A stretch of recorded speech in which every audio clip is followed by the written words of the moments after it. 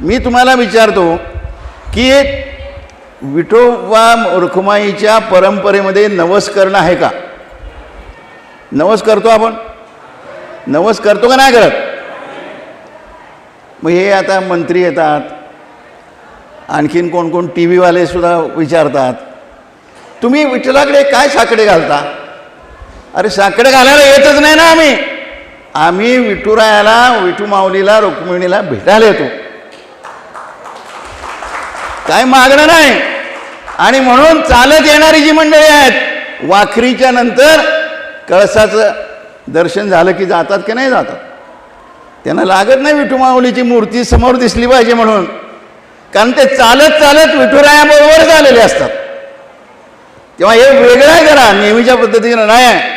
आणि अशा वेगळेपणाला डब्यात टाकून तुम्ही आम्हाला साकडं घातलं आणि हे मागणं मागितलं, ह्याच्यामध्ये आमच्या दैवताला अडकू नका. ती दैवत आमचं जे आहे आकाशापेक्षा मोठं आहे, आकाशापेक्षा मोठं आहे.